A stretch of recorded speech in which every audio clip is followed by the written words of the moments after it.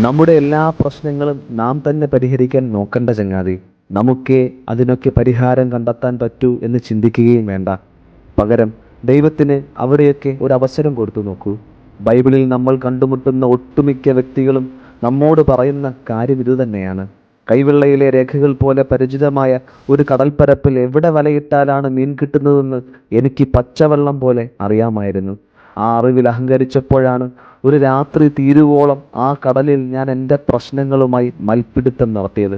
എന്നിട്ടോ നിരാശ പടരുന്ന ആ പകൽ നേരത്ത് ക്രിസ്തുവിന് ഞാൻ എൻ്റെ പ്രശ്നങ്ങളുടെ മേൽ ഇടപെടാൻ അവസരം നൽകിയപ്പോൾ എൻ്റെ ജീവിത പടകിൽ അനുഗ്രഹങ്ങൾ കടന്നു വന്നു.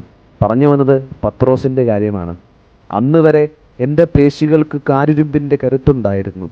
ഏതു പ്രശ്നവും എനിക്കൊറ്റയ്ക്ക് നേരിടാവുന്ന കാര്യമേയുള്ളൂ എന്ന് കരുതിയതാണ്. എന്നാൽ ഫെലിസ്ത്യ പാളയത്തിനുള്ളിൽ കണ്ണുകൾ തുളയ്ക്കപ്പെട്ടവനായി ഒരു ചെറിയ ചണനാരിനു പോലും ബന്ധിക്കാവുന്ന ബലഹീനതയിലേക്ക് വീണുപോയപ്പോഴാണ് എനിക്കും ഒരു കാര്യം മനസ്സിലായത്. അതെ, എല്ലാ പോരാട്ടങ്ങളും നമ്മൾ തനിച്ച് നേരിടേണ്ട ചങ്ങാതി. ദൈവത്തെ ആ പോർമുഖത്തിലേക്ക് ക്ഷണിച്ചാൽ മതി. എങ്കിൽ കരിങ്കൽ തൂണുകളെയും പിളർക്കുന്ന അഭിഷേകം അവൻ നമുക്ക് പകർന്നു നൽകും.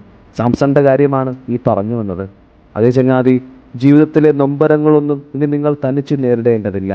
ചെങ്കടലിന് മുന്നിൽ ഈരങ്ങളിലേക്ക് മിഴിയുയർത്തി നിന്ന മോശയെപ്പോലെ, മരുഭൂമിയിൽ മകനെ കിടത്തി മാറിയിരുന്ന് ദൈവത്തെ വിളിച്ചു കരഞ്ഞ ഹാഗറിനെ പോലെ, ആടിയിളയുന്ന വെള്ളത്തിൽ ഈശോയെ തട്ടി വിളിച്ചുണർത്തിയ ശിഷ്യരെ പോലെ, പ്രശ്നങ്ങളുടെ മധ്യത്തിൽ ഈശോയെ നീ ഇറങ്ങി വരണമേ എന്ന് കണ്ണുനീരോടുകൂടി പ്രാർത്ഥിക്കാൻ എളിമയുള്ള ഹൃദയമുണ്ടെങ്കിൽ ഒരു മറുപടിയുമായി ആ ദൈവം നമ്മുടെ ജീവിതത്തിൽ അത്ഭുതം പ്രവർത്തിക്കും. അതേ ചങ്ങാതി, എല്ലാ യുദ്ധങ്ങളും നിങ്ങൾ ഒറ്റയ്ക്ക് നേരിടേണ്ട കാര്യമില്ല.